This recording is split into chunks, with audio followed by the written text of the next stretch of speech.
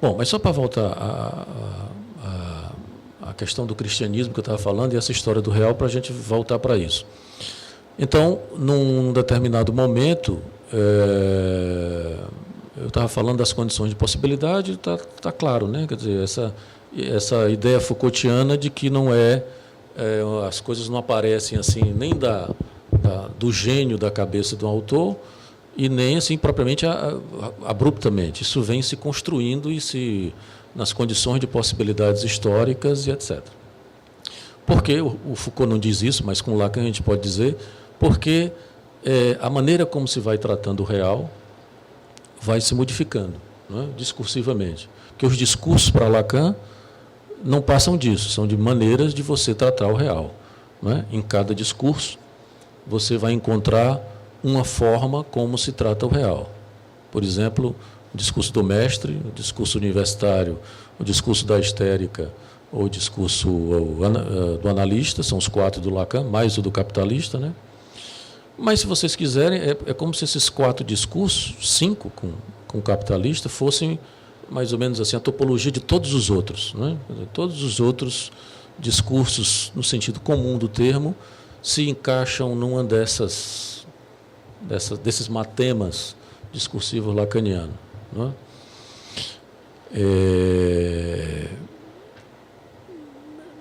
Então, a sociedade, a cultura, os discursos, as práticas todas giram em torno desse tratamento que se dá ao real. Dependendo de como se o trate, se muda a nossa relação com o real e muda também o laço social.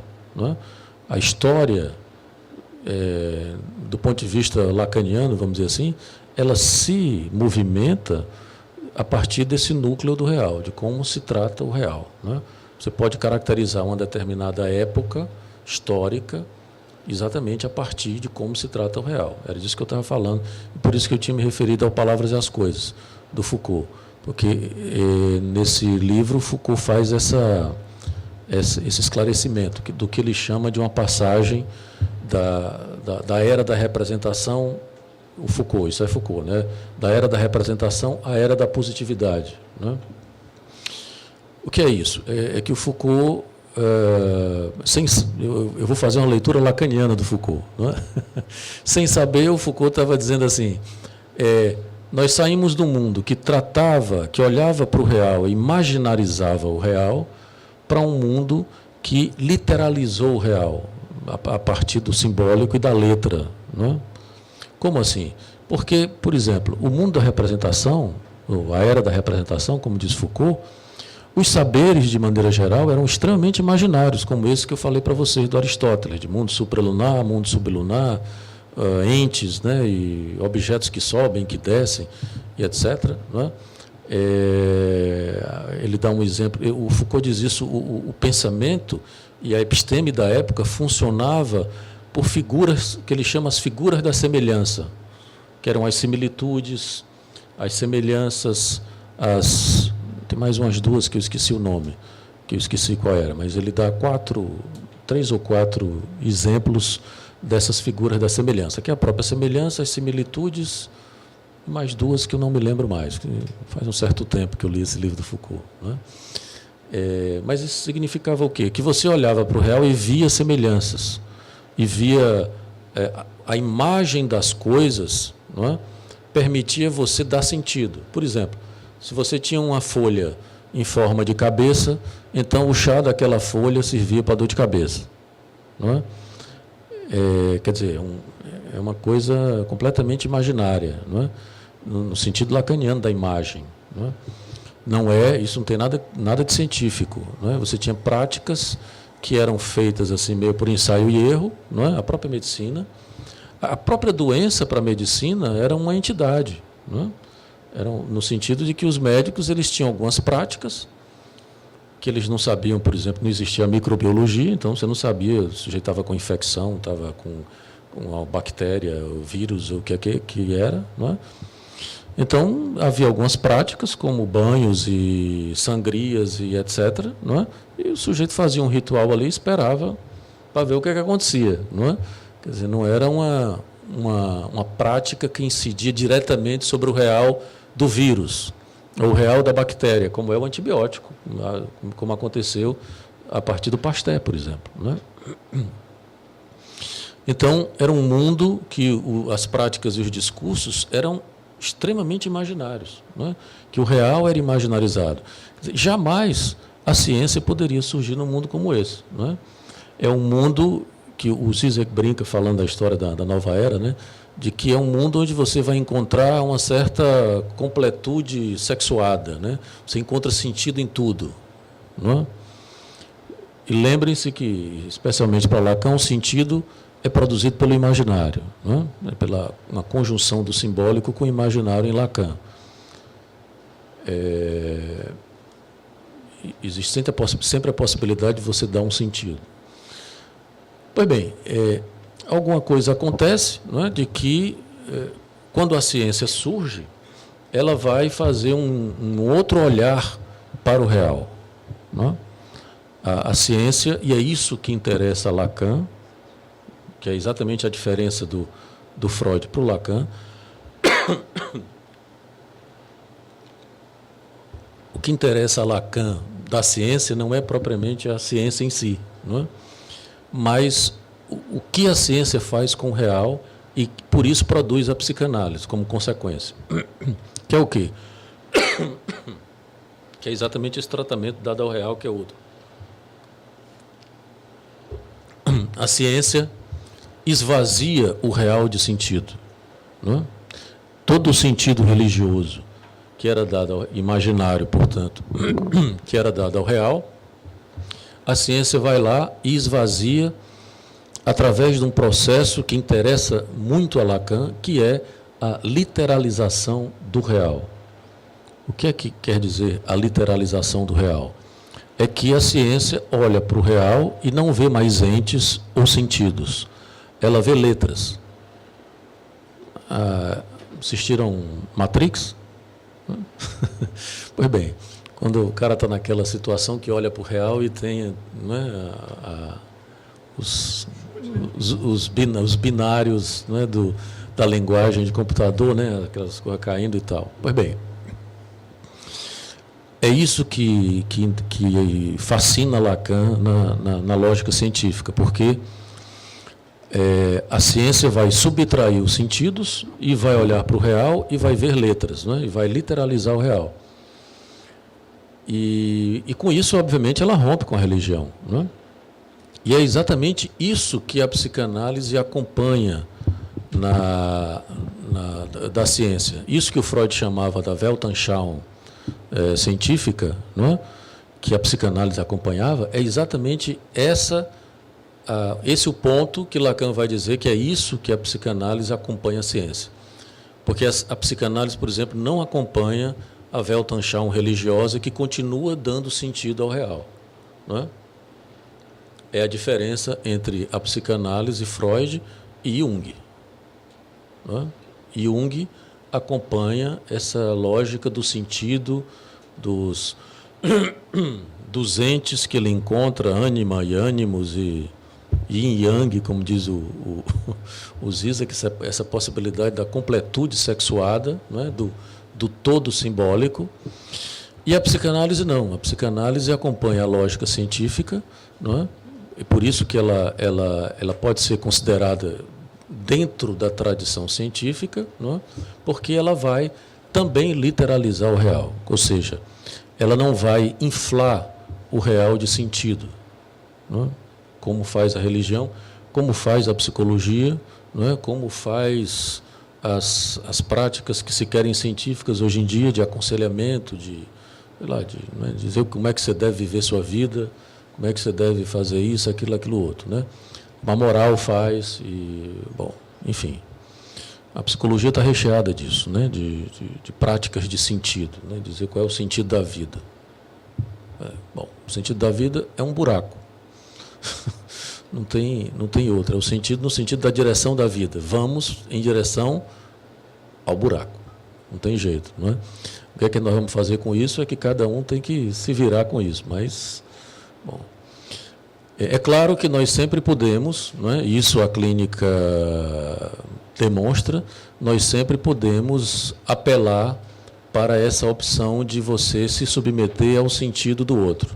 É por isso que em Lacan o sentido sempre é algo, o gozo, que ele chama gozo do sentido, é sempre algo que implica o outro, e que o sentido, de uma certa maneira, ele retira a ancoragem do real. Né? Vocês conhecem o nó, não conhecem? Nó borromeano? Deixa eu, rapidamente.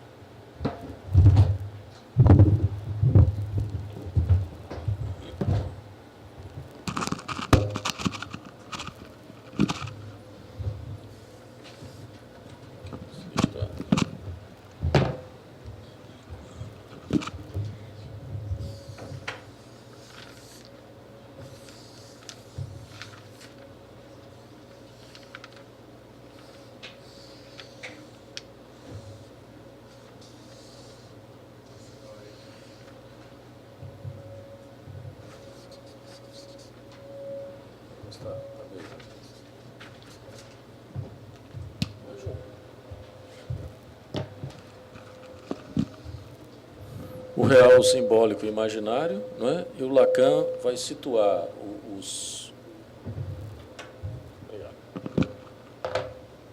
as modalidades de gozo entre cada um deles. Não é? Então, por exemplo, entre o real e o imaginário, Lacan vai situar o gozo do outro. Não é? Entre o real e o simbólico, o gozo fálico. Eu estou escrevendo com J porque em francês é jouissance, então, e a gente não traduz. Né? E entre o simbólico e o imaginário, o gozo do sentido. E aqui dentro, mais de gozar, que é o gozo do objeto A. Né? Então, se vocês observarem, o gozo do sentido está entre o imaginário e o simbólico. Não é? E ele, de uma certa maneira, exclui a dimensão real. Não é? Essa interseção, vou falar, vocês me escutam, né? Não? Cadê o... Alô, melhorou? Essa interseção aqui, né? Porque os gozos estão nas interseções entre os registros, né? O gozo do outro, o gozo fálico, o gozo do sentido. Nessa interseção aqui, onde fica o gozo do sentido, entre o simbólico e o imaginário, observem que o aro do real está de fora, ele exclui. Não é? Estão percebendo isso? Está muito feio. Está muito ruim esse bicho aqui, não? Dá para ver? Vocês não estão ouvindo, é? Chega mais perto. Essa interseção aqui entre o imaginário e o simbólico é uma interseção que exclui o aro do real. Estão percebendo? A interseção fálica exclui o aro do imaginário. A interseção do gozo do outro exclui o aro do simbólico. Percebe? É só para ilustrar que o sentido, quando você se arvora em dar sentido, ou isso que Lacan chama de gozo do sentido,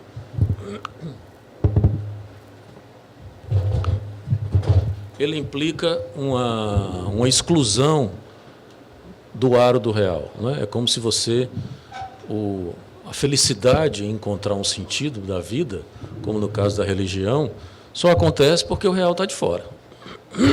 Quando o real aparece, normalmente essa felicidade cai por terra. Bom, apesar de Lacan depois, de uma certa maneira, recompor o sentido, não é? Mas não no sentido de dar um sentido, mas na dimensão de um tipo de gozo, não é? Porque isso aparece na clínica, você querer ter essa felicidade de encontrar um sentido da vida, não é? E isso é muito importante, clinicamente falando, porque o sujeito sempre pode escolher buscar esse gozo do sentido, não é? Essa felicidade que os religiosos têm, não é? Uma felicidade no rosto, uma coisa assim esperançosa e tal, é muito característico desse tipo de gozo, né? De que eu sei qual é o sentido da vida, que é viver para Deus, não é? Então, não é por acaso que eles são felizes. Então, se quiserem ser felizes, vocês precisam se submeter ao gozo do sentido religioso. Né? Bom, não é bem assim, porque, como eu disse, o real não desaparece. O real aparece sempre e vai futucar a felicidade dos religiosos. Né? Vai cutucar e vai incomodar e vai criar mal-estar. Né? E você fazer de conta que o real não existe não é a melhor estratégia, não é a melhor pedida. Não é?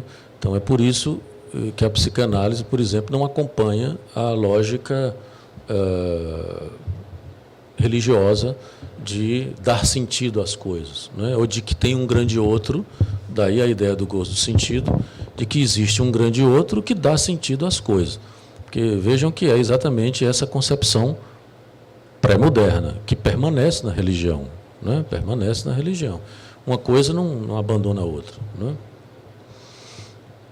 Bom, a psicanálise, então, ela vai fazer uma literalização do real, né? Porque ela vai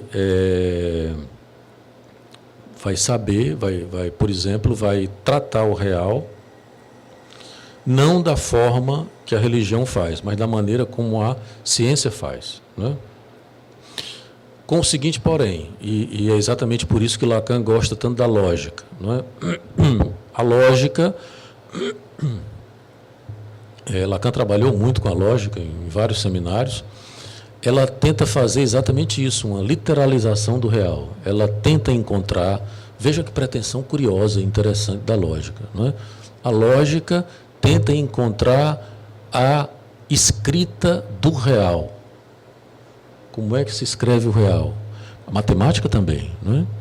A matemática é curiosa porque, inclusive, isso é uma discussão sobre ciência importante, porque a matemática pura, ela não cria nada, né?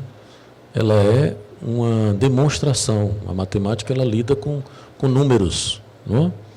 É claro que ela permite fazer um monte de coisa, mas, rigorosamente, as teses de matemática são teses de operações, né, equações matemáticas, né, que se organizam, se articulam entre si. Né? Mas veja que a lógica, ela tenta encontrar um tipo de linguagem que seria a linguagem onde o sentido não iria atrapalhar. Né? O que é uma coisa curiosa, porque, obviamente, a linguagem, por estrutura, ela permite que a gente dê sentido às coisas, que a gente produza significações. E esse é o grande problema da linguagem. Né?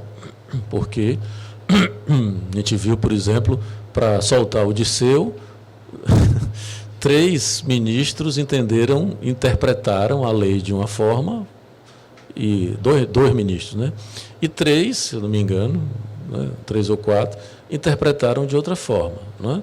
Porque a letra da lei pode ser interpretada, você pode dar um sentido, obviamente, por que você deu aquele ou aquele outro, são outros 500. Né?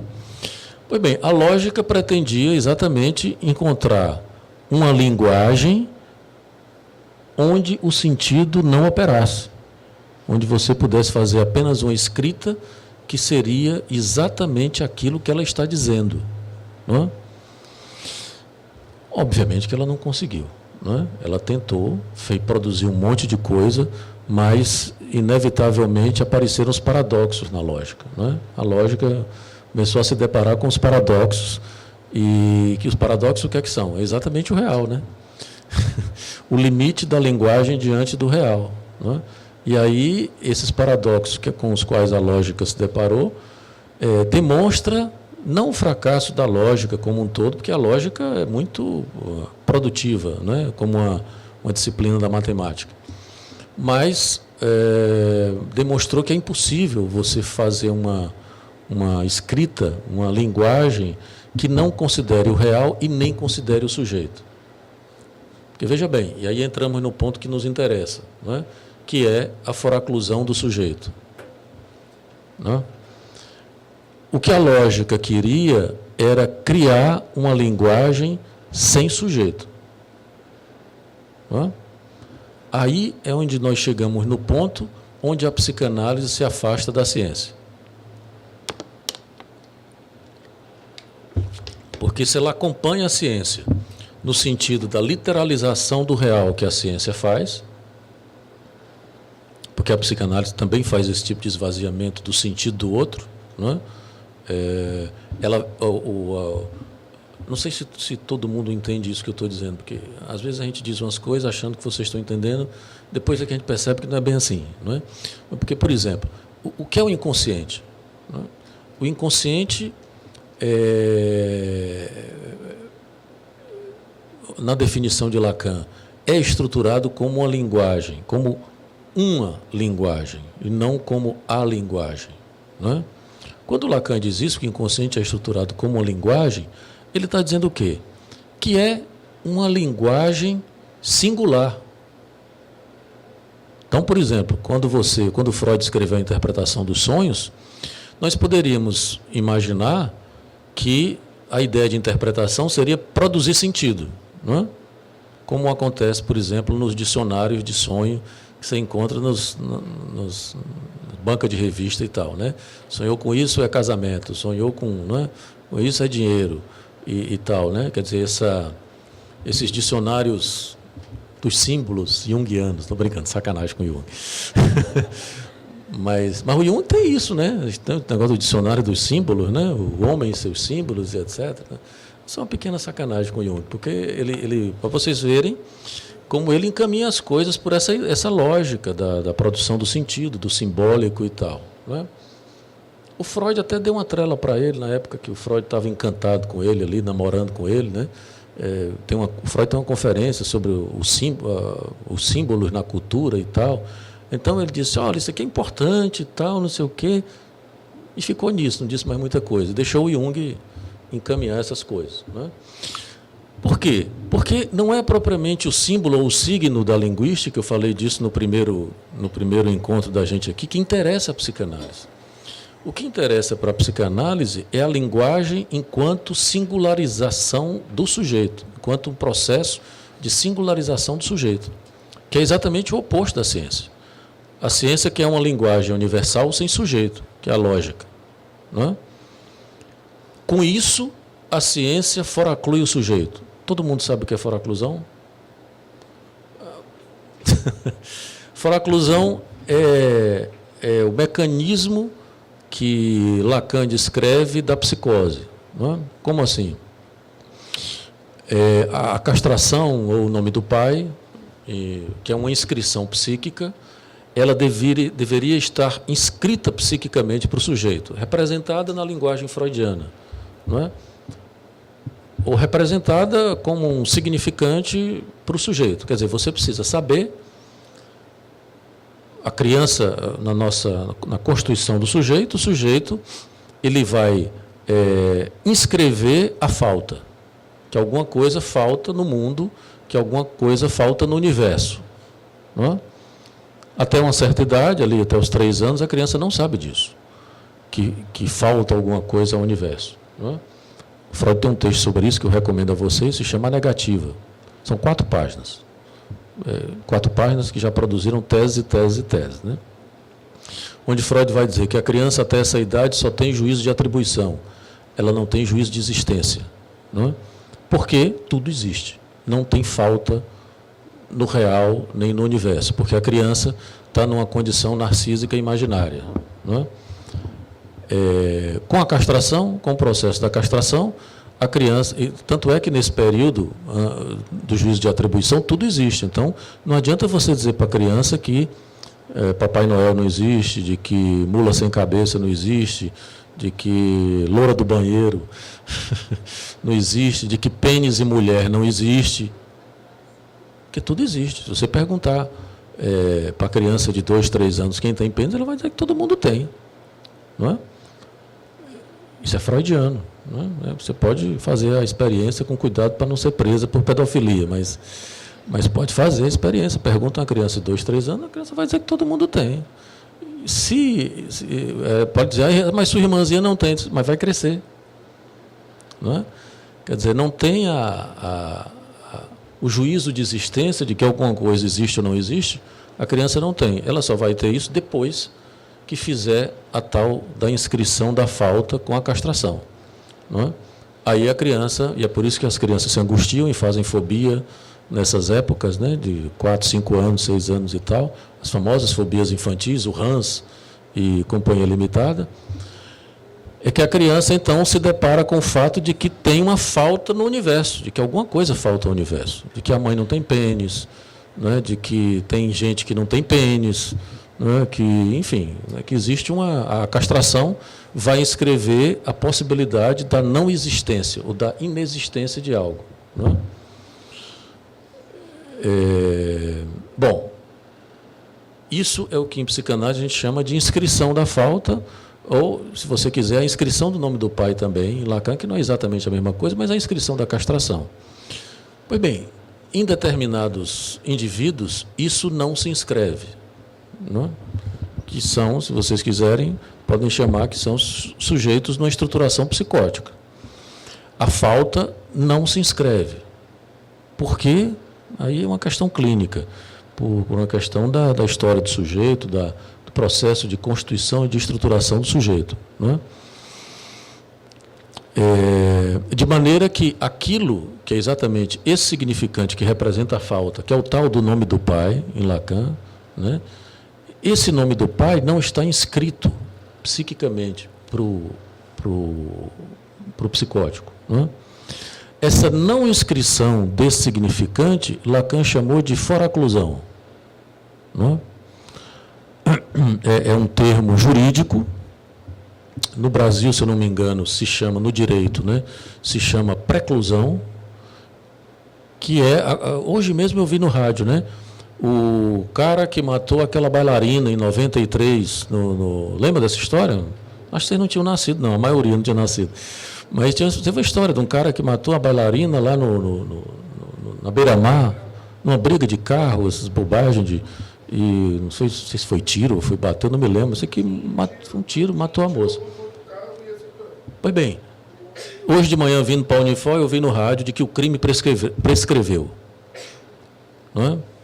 É diferente, porque no caso dele, houve o julgamento e ele foi condenado. Não é? Mas foi condenado, mas ficou livre. Só em primeira instância. Como não foi em segunda, prescreveu. Prescreveu, para a linguagem jurídica, quer dizer o quê? Que o crime nunca ocorreu. Não é? No simbólico do jurídico, essa moça não morreu. Percebe? Esse fato, o assassinato dessa moça em 1993, se eu não me engano, não ocorreu. Porque passam mais de 20 anos, é 20 anos? 20 anos. Quer dizer, tem um fato no real que não foi inscrito. No simbólico, que tem um prazo para ser inscrito. Então, esse fato no real, inclusive é uma passagem ao ato real, né, um assassinato, não se inscreveu no simbólico do jurídico. Então, para o jurídico, para aquele sistema jurídico ali, o rapaz não matou a moça, não existe. Não é que ele foi julgado e absolvido, não. Porque quando ele é julgado e absolvido, o crime se inscreve, não é? Passa pelo processo simbólico de julgamento de inscrição, e aí ele é absolvido ou condenado. Não é a mesma coisa. Nesse caso, teve uma primeira instância, mas tem determinados casos que nem primeira instância tem. De que o caso fique em aberto, então o crime... Bom, isso é o que, na linguagem jurídica, se chama de preclusão ou de foraclusão. Uma coisa, a castração tem que se inscrever num determinado tempo, não é? Que é o tempo do Édipo, e para alguns sujeitos não se inscreve. Então ela fica foracluída, é como se ela não existisse. Não é? É diferente da perversão, porque o perverso sabe da castração e brinca com a castração. Não é? Brinca de burlar a castração. Quer dizer, o perverso sabe, ele não fez uma foraclusão, ele sabe que a castração existe, mas ele faz de conta que não existe. É diferente. Não é? Ele nega. Para a gente negar alguma coisa, primeiro tem que inscrever. Pois bem, no caso da perversão, as coisas se inscrevem e o perverso nega. Na psicose, não nega porque nem se inscreve. Não é uma negação. Daí porque os atos psicóticos são de uma ordem diferente dos atos perversos, né? Os atos criminosos. Tanto é que os advogados sabem disso, que os psicóticos são inimputáveis. Não é? Se o sujeito comprova que é psicótico, ele é inimputável, ou seja, do ponto de vista jurídico, ele não pode ser, a lei não pode recair sobre ele, porque ele não tem inscrição da lei. Não é? Então ele vai para tratamento, vai para lugar pior, né, que é o manicômio, mas ele não fica livre. Não é?